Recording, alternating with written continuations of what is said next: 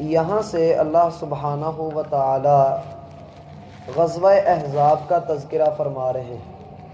ہم جانتے ہیں کہ اس صورت میں رسول اللہ صلی اللہ علیہ وسلم کو مخاطب کر کے یہ حکم دیا گیا کہ آپ نے کفار اور منافقین کے اتباع نہیں کرنا، آپ نے اطاعت اللہ سبحانہ و تعالی کی نازل کردہ چیز کی کرنی ہے اور اللہ پہ توکل کرنا ہے۔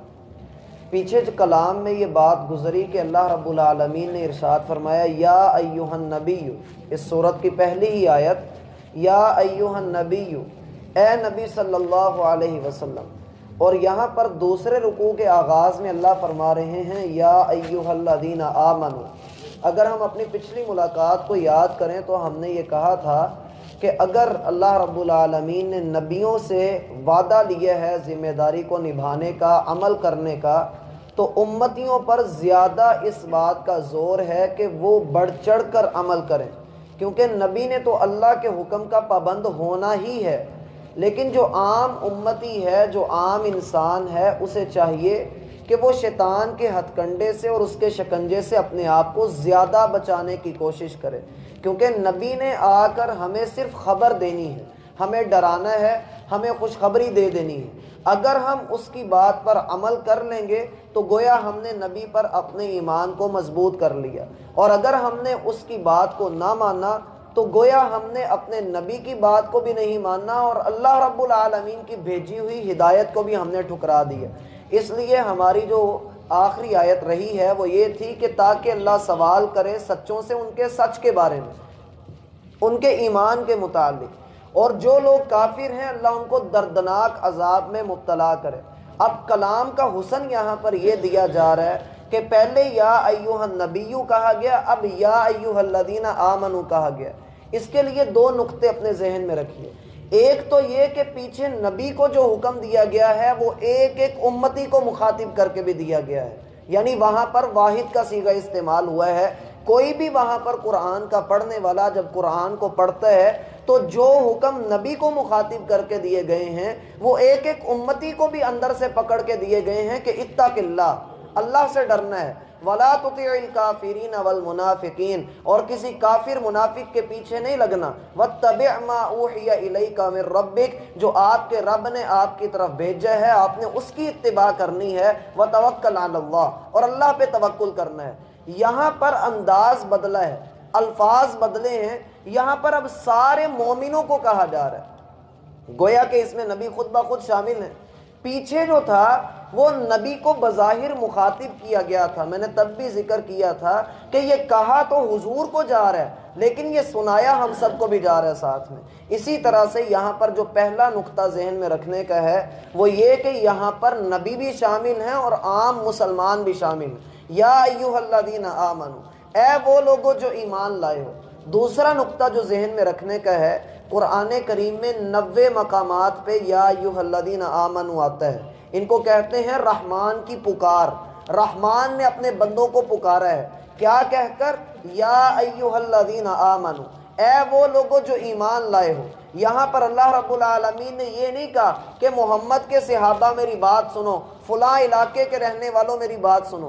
اللہ نے ہمیں مخاطب کیا ہے ہماری اس پہچان سے جو کل قیامت کے دن بھی ہمارے کام آنی ہے۔ یا ایھا الذین آمنوا، اے وہ لوگوں جو ایمان لائے ہو۔ اس میں حکمت یہ ہے کہ جب کسی کو اس کے رشتے سے اور اس کی پہچان سے پکارا جاتا ہے، جیسے سورہ لقمان میں ہم نے پڑھا کہ لقمان علیہ السلام نے اپنے بیٹے کو اے میرے پیارے بیٹے کہا، جس میں نے یہ کہا تھا کہ جب بندہ کسی سے بات کر رہا ہو تو بار بار اپنے رشتے کا اظہار کرنا چاہیے، بار بار اس کی اور اپنی پہچان ذکر کرنی چاہیے تاکہ اگلے کے دل میں بات کی اہمیت پکی ہو جائے، اس کے دل میں بات راسخ ہو جائے۔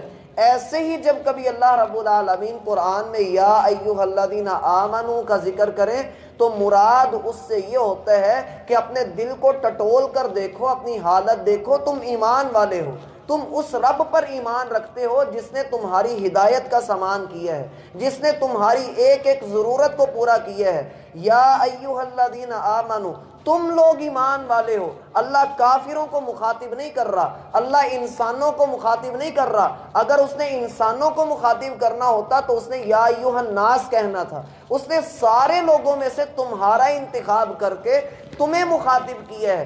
اللہ نے تمہارا انتخاب کیا ہے، تم اللہ کے چنیدہ بندے ہو۔ جیسے اللہ رب العالمین نے موسیٰ علیہ السلام کو کہا یا موسیٰ ان اللہ اصطفاک، اے موسیٰ علیہ السلام اللہ نے آپ کو چن لیا ہے، برسالاتی و بکلامی، آپ کو اللہ نے سارے لوگوں پر امتیاز یہ دیا ہے، آپ کے پاس رسالت بھی ہے اور آپ نے اللہ سے کلام بھی کیا ہے، آپ اللہ کی آواز سن چکے ہیں۔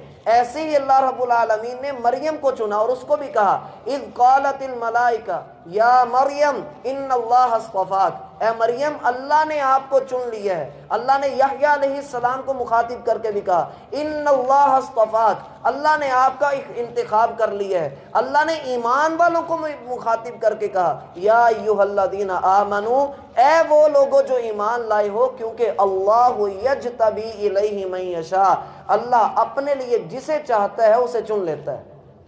اور یہ اللہ کا احسان ہے کہ اللہ رب العالمین نے ہمیں ہماری پہچان سے مخاطب کیا ہے۔ ہم ایمان والے ہیں، صحابہ کرام ایمان والے ہیں، اور جتنے ہمارے سلف صالحین اور رسول اللہ صلی اللہ علیہ وسلم سے پہلے کے انبیاء گزرے اور ان کے امتی، وہ سارے کے سارے ایمان والے ہیں۔ اور اللہ رب العالمین نے اگر قرآن میں کبھی ان کا ذکر کیا ہے تو یا تو ان کو مسلمان کہا ہے یا ان سب کو مومن کہا ہے۔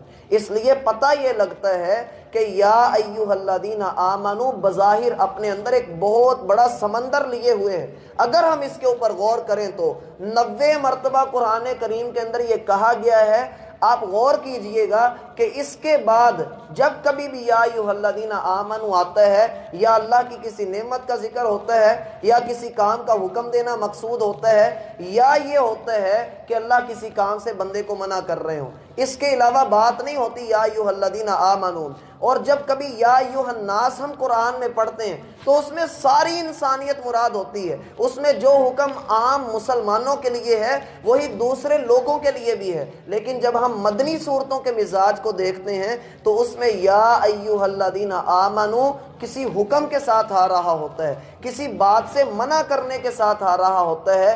اس لیے اس قرآن کے مزاج کو بھی سمجھنا ہمارے اوپر لازم ہے۔ یا ایھا الذین آمنو میں تیسرا نقطہ ہم یہ نکال سکتے ہیں کہ جب اللہ نے ہمیں ہماری پہچان سے مخاطب کیا ہے تو اس پہچان کو لے کر ہم بجائے یہ کہ ایمان والے بنتے، ہم مسلمان بنتے، ہم نے اپنے نام وہ رکھ لیے جو اللہ نے ہمارے نام نہیں رکھے۔ ہم نے اپنے آپ کی پہچان، کسی نے اپنے آپ کو وہابی بنا لیا، کسی نے سنی اور بریلوی کا لقب اپنے ساتھ لگا لیا، کسی نے اپنے ساتھ شافی، مالکی، حنبلی اس طرح کے لقب لگا لیے۔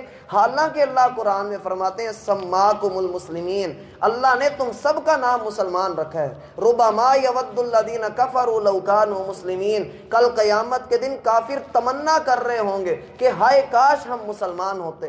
تو اصل حقیقت جو ہماری ہے وہ اسلام کے ساتھ ہے، وہ ہمارے ایمان کے ساتھ ہے، نہ کہ ہمارے مسالک کے ساتھ۔ یاد رکھیے اس وقت جو پاکستان کے اندر یا دنیا بھر کے اندر جتنے بھی مسلمان ہیں اور ان کے جتنے بھی مسلک ہیں، ان سب میں اگر اختلاف آتا ہے، مثلا ہم دیکھتے ہیں تراویح کی تعداد میں اختلاف ہے، اسی طرح سے رویت ہلال چاند کو دیکھنا اور پھر اس حساب سے روزے رکھنا، اس میں بسا اوقات اختلاف آ جاتا ہے، یا اور چھوٹی موٹی باتوں میں اختلاف آ جاتا ہے۔ یہ ہیں شاخیں، چھوٹی چھوٹی باتیں جن میں اختلافات ہیں۔ لیکن جو بنیادی چیزیں ہیں، مثلا ہم دنیا کے تمام مسلمانوں کے متعلق اس بات کا عقیدہ رکھتے ہیں۔ ہم اگر بریلویوں کو پکڑ لیں تو ہم یہ سمجھتے ہیں اور مانتے ہیں کہ بھائی وہ بھی ایک اللہ کو ہی مانتے ہیں، ان کے لیے بھی قرآن ہی ہے، ان کے لیے بھی محمد الرسول اللہ ہی ہیں، اور ان کی نمازیں بھی 5 ہی ہیں، وہ بھی روزے رمضان کے مہینے کے رکھتے ہیں، حج وہ بھی ذوالحجہ کے مہینے میں کرتے ہیں۔ بنیادی باتوں میں اختلاف نہیں ہے،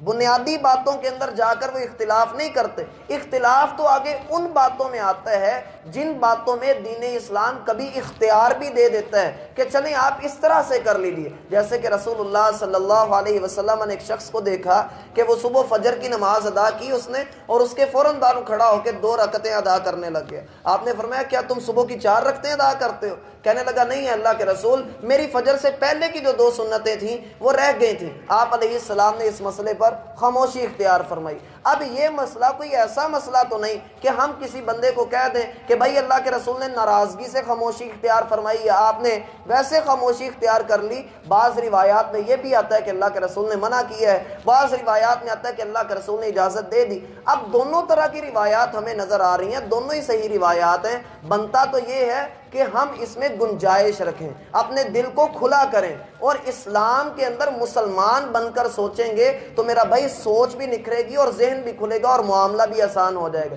لیکن اگر ایک مسلک کے اندر رہ کر سوچیں گے تو پھر یہی بات ہوگی نہیں کہ ہمارے مسلک کے اندر یہ ہے تو پھر ہم نے یہی کام کرنا ہے, اگلے کے لیے نرم گوشہ نہیں ہوگا. ہو سکتا ہے میرا بھائی اس نے وہ احادیث پڑھ رکھی ہوں جو آپ نے نہ پڑھ رکھی ہوں, اور آپ نے جو پڑھی ہوئی ہیں وہ ہو سکتا ہے اس نے نہ پڑھی ہوئی ہوں. اور اگر آپ نے دونوں طرح کی احادیث جس دن پڑھ لی, اللہ کی قسم دل کھل جائے گا, آسانیاں ہوتی چلی جائیں گی. اس کے لیے جب بندہ محنت کرتا ہے تو یہ معاملہ اس کے لیے آسان ہوتا چلا جاتا ہے. اگلے کے لیے بندے کو اپنا کندھا نرم رکھنا چاہیے, کیونکہ مسلمان جو ہوتے ہیں وہ آپس میں رحم دل ہی ہوتے ہیں. وہ آپس میں ایک دوسرے پر کفر کے فتوے نہیں تھوپتے, نہ ہی اس کے اوپر جو ہے وہ کفر کا الزام لگاتے ہیں. یہ کافر کھیلنا چھوڑیے, اور اصل چیز جو یا ایھا الذین آمنوا ہمیں سکھاتا ہے کہ تم حقیقتاً ایمان والے ہی تو ہو.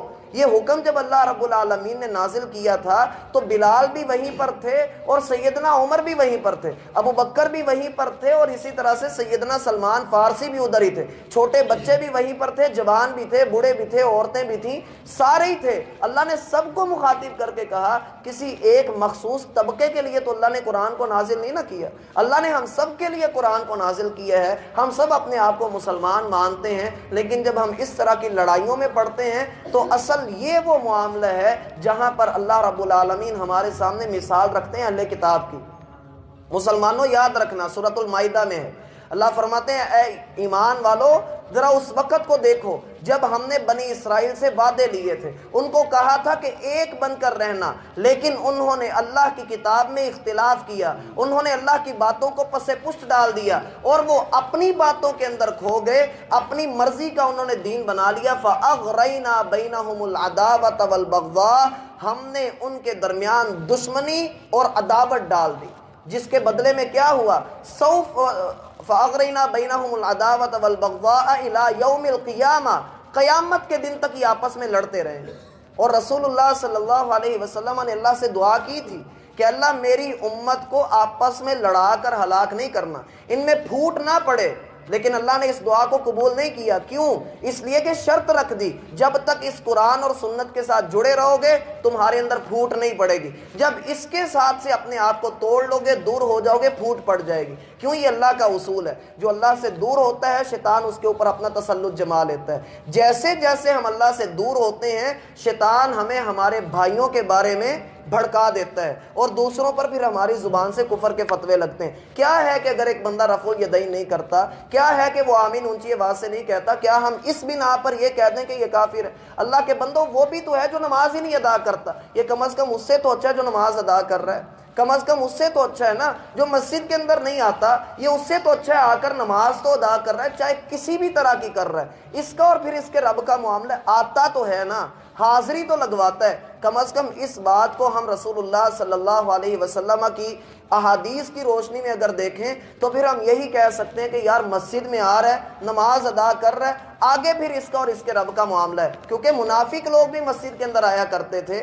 نمازیں ادا کیا کرتے تھے. اللہ کے رسول نے میرا بھائی جب ان کے اوپر کفر کا فتویٰ نہیں لگایا, حالانکہ آپ ان کے بارے میں سب کچھ جانتے تھے, تو ہم اپنے ان مسلمان بھائیوں کی ٹوہوں میں کیوں پڑے رہتے ہیں؟ وگرنہ پھر اللہ کے رسول کا فرمان ہے کہ جو اپنے کسی مسلمان بھائی کے عیوب کی ٹوہ میں پڑے گا, اس کو کہیں ذلیل کرنے کی کوشش کرے گا, پھر یہ دنیا کی سب سے بڑی عزت والی جگہ پر چلا جائے, ماں کی گود میں جا کر گھس جائے, اللہ اسے وہاں پر بھی ذلیل کر دے گا. اللہ ہمیں سمجھنے کی